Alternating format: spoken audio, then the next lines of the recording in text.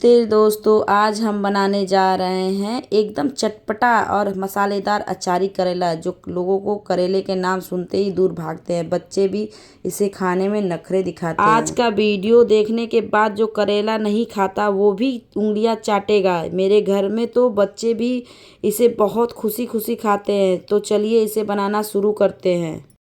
करेले को हम पतले पतले गोल गोल टुकड़े में काट लेंगे। साथ में ये भूनते समय एकदम क्रिस्पी और कुरकुरा बनता है। एक बार ट्राई ज़रूर करिएगा गोल गोल कट करके आप।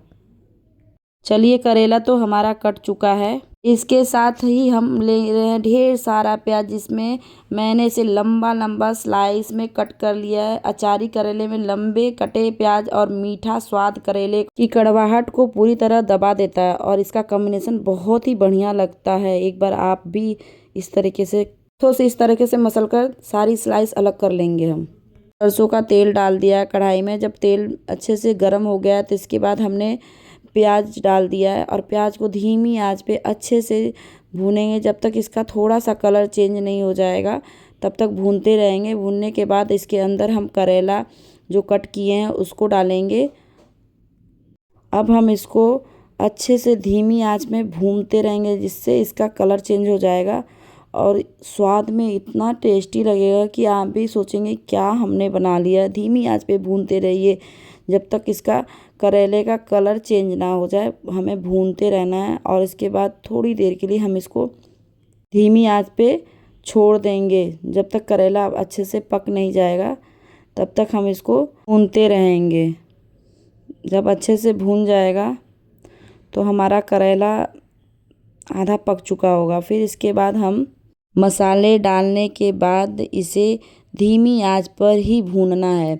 आमचूर पाउडर डालने से करेले की कड़वाहट पूरी तरह कट जाती है। अगर आपके पास आमचूर नहीं है तो इसमें नींबू भी डाल सकते हैं, कच्चा आम का पेस्ट भी डाल सकते हैं। इस अचारी करेले की सबसे अच्छी बात यह है कि ये 3 से 4 दिन तक बिल्कुल ख़राब नहीं होता है। अगर आप कहीं ट्रेवल या सफ़र में जा रहे हैं तो बच्चों को टिफ़िन में देना चाहते हैं तो ये बेस्ट ऑप्शन है। करेला और प्याज पर कितना बढ़िया अचारी रंग चढ़ रहा है।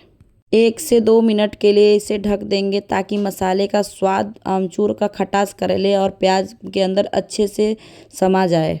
1 मिनट हो चुका है, अब ढक्कन हटा दिया है हमने। वाह, मसाले बहुत बढ़िया से भून चुके हैं। अब इसमें खास अचारी फ्लेवर देने के लिए एक ज़बरदस्त तड़का तैयार करेंगे। हम तड़के को हम धीमी आंच पर हल्का सा भूनेंगे। ध्यान रखें सौंफ और कलौंजी जलनी नहीं चाहिए, बस हल्की सी चटकने लगे, इसकी अचारी खुशबू आने लगे। सौंफ पचने के लिए बहुत ही अच्छी होती है, इससे करेला का स्वाद दोगुना हो जाता है।